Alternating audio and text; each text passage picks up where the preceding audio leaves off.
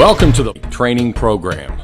Our mission is to meet the wheel repair industry demands and exceed your expectations with both a quality piece of equipment and a proven business opportunity. Wheel Repair US has a proven track record in designing and building the industry's leading wheel repair machines. Because you are choosing Wheel Repair US, you're not just getting a well-constructed piece of equipment.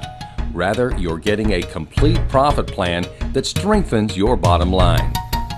Now, let's begin our exclusive training program. Always remember that safety should be your first priority. Here are a few areas that need to be addressed before we actually begin. Always use heat-resistant gloves and wear proper eye protection. Now, once you have obtained your damaged rim and inspected it for possible unrepairable damages such as major cracks or missing pieces, you are now ready to begin the restoration process. Before you can mount the rim to the Wheel Repair US wheel repair machine, we must determine the proper center bore size. 17 different center bores that cover all your OEM needs.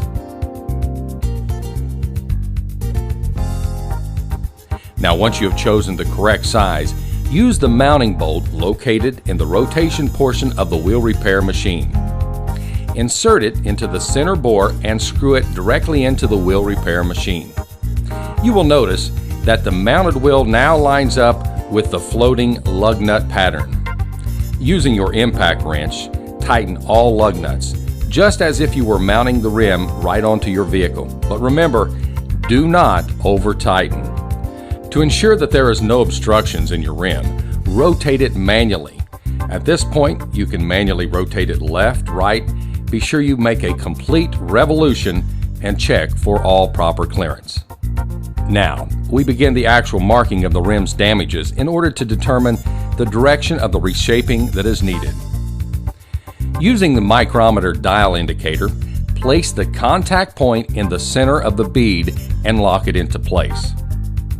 Now, once you have accomplished this, you are ready to locate the rim's highs and lows. A high would mean that the rim has an outward bend and would need to be reshaped inward. As a low bend means the damage is pushed inward and thus needs to be pushed out to correct the problem. Now, as you slowly rotate the rim and you are monitoring the micrometer, you will see the variance from 0, and at this point, you will need to make a mark. Using a basic black marker, mark the starting point at the very beginning of the damaged area. Rotate the rim until the micrometer returns back to 0. At this point, mark your ending line. Just as a guide, most technicians use an L for low and an H for high, but you're welcome to use whatever markings help you in determining your highs and lows. You're now ready to begin the heating process. For this, you will need to use a mixture of oxygen and propane. Using a rosebud tip for your torch, this will allow you to give a broad delivery of the flame on the wheel's surface. Heating properly is crucial as you focus on the most damaged areas first. However, you will be heating the entire rim. We can't stress enough that your success depends on the proper heating. Overheating can be detrimental just as underheating can. With just a few wheel practices, you'll be able to acquire both the feel and the timing needed to achieve the proper goals. For a chrome rim or chrome wheel, it takes approximately 2 minutes. For a factory alloy wheel, heating is determined by watching as the paint begins to flame or flake off in a spark-style pattern. Our goal is to actually put the rim back into factory specifications of 10 to 15 thousandths of an inch. Now, by doing this, your customer can feel confident of both safety and the aesthetics of the job that you've just completed. Determining the worst damaged area, start at the center portion first. You will begin correcting the rim's lip, first placing it back to the correct tolerance.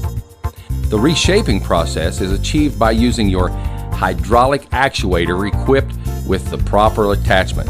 Now, it's important to remember, During the reshaping process, you will use a series of small, gentle corrections when bending the rim. It's also important to remember, because the rim has been heated, it is now in a pliable state, so utilize caution during the bending or reshaping process. Simply engage and release the hydraulic actuator to achieve your factory goals. Once you've achieved the corrections on the rim's low damaged areas, you're now ready to begin correcting the high spots that we've previously marked. Once again, because of the attachment selections, you are able to utilize a variety of actuator extensions during this stage. Well, as you can see, in less than 10 minutes, we were able to correctly reshape the damaged rim and place it back to the accepted factory tolerances. Thank you for choosing WheelRepairUS.com.